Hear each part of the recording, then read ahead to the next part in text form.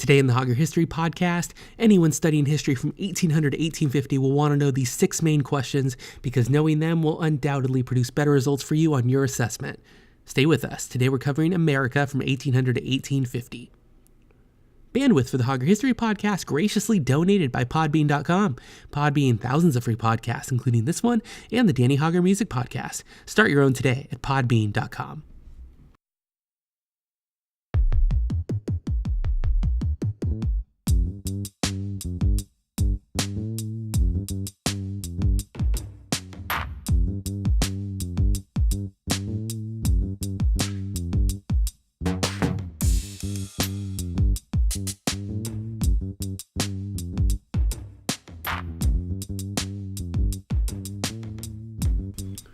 Welcome into a special 8th grade edition of the Hauger History Podcast with Mr. Hauger. I am the second part, and this is a short test review for anyone studying the mid-1800s in American history. Maybe you're in 8th grade, maybe you're in high school, maybe you're just looking for a few reminders of some of what society was like in the mid-1800s, and thank you for joining us. You can follow us on Twitter at Hauger History, Hauger, or visit DannyHauger.com for more episodes.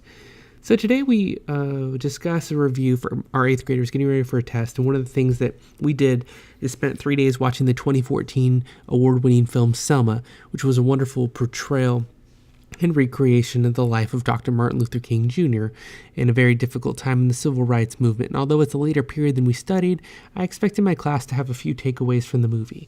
You might discuss a few different things, in that Dr. Martin Luther King was a very brilliant strategist, not just a good planner and an amazing speaker, but someone who knew what it took to get awareness from people in charge and relations with key members of the public and figures that would factor largely into getting legislation passed. He knew that it couldn't all be done by demonstration, but he knew that attention was absolutely necessary for gaining awareness for his cause and for the cause of all the people working towards the good of civil rights and equality for all. Another takeaway might be to know our history so that we don't repeat it and do things that we might look back on and realize that we might have been on the wrong side of history in terms of guaranteeing people what we always said on paper, that everyone had equality, that citizens should have the right to vote because it's guaranteed by the Constitution, but that we make sure that we include provisions to make sure we can fully fulfill the rights that we supposedly guarantee to each other and all people. Define Romanticism in American art and literature, and what details would you expect to find in such art? Being that my art typically comes from music and not from visuals, there was a lot of literary, musical, and intellectual developments that were happening in Europe by the end of the 18th century, but America was starting to peak in its own period from 1800 to 1850.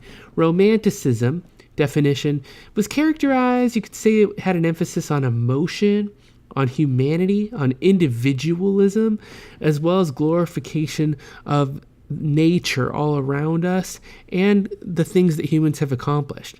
The humanist definition ties in well here, that there's a lot of beauty in nature, there's a grandness to the American scope of geography, and that we can celebrate the good that has been achieved by humanity in our history. In modern America, as it was a developing culture, Romanticism means that we can appreciate how beautiful it is, the world around us, and the things that we create.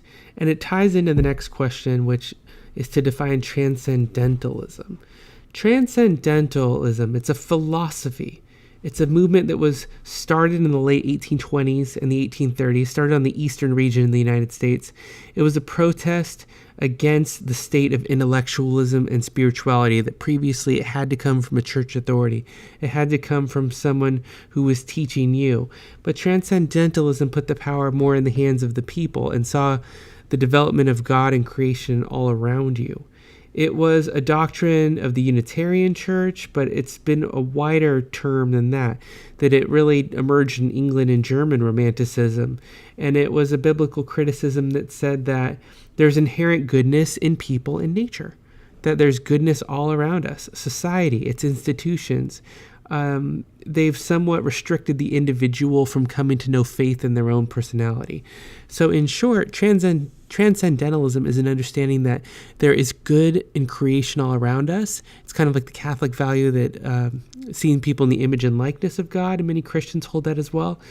But it's also influenced by Hindu texts on philosophy that says that you can benefit your own mind and spirituality all around you from the goodness of other people and nature, that there is self-reliance, there's independence. So transcendentalism means that you can come through faith independently. You can get faith all around you, and you can benefit from objective empiricism, or the fact that individuals are capable of generating completely original ideas and finding out more about God through life all around them.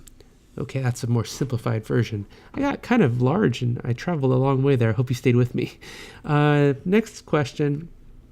One of the things I usually ask about is, why do we value the literature of the mid-1850s? For one, it was really the first time that American philosophers and writers were able to write fiction.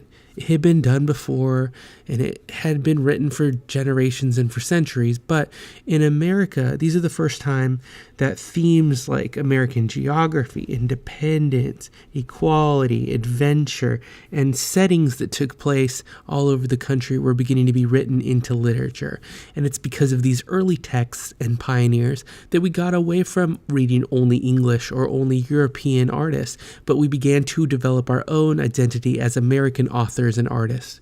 So it's a big movement for the United States, and it's a big proper point of pride and respect and nationalism to identify the literature and the art of the mid-1800s as the beginnings and the founders and the pioneers of American culture and modern art, as well as identification of Americans in art. Horace Mann pioneered public education, calling it the Great Equalizer. I ask my students to describe whether they think it was or not, whether they think it was good, because for the first time we have requirements for schools, and we have state-funded education, and we have students going to school to learn. Or maybe you think it's not, because some people were opposed to the idea that a teacher might teach any sort of morality, and it wasn't a place where students can get a wholly rounded education. It was only given in part, and the fact that some areas didn't fund them, some areas didn't provide them, and it wasn't universal. So you could decide for yourself using many reasonings from many sources, including your own facts and opinion, and as long as you explain your answer here, you may agree with Horace Mann or you may not, or you might agree with him in principle and say that they did not actually objectively create the system in which he described. In fact, it was a long way off, and still have many schools today that need reform in order to serve their children better. We hope we will continue to have that. So it depends on whether you think it was a great equalizer or it continues to be, or without it would be much worse off. And it depends on how you would want to describe it. And finally, as far as short response in this unit, in this 50-year period, and we do many other tests covering presidents, this is more of a philosophical and American identities test. What was the temperance movement?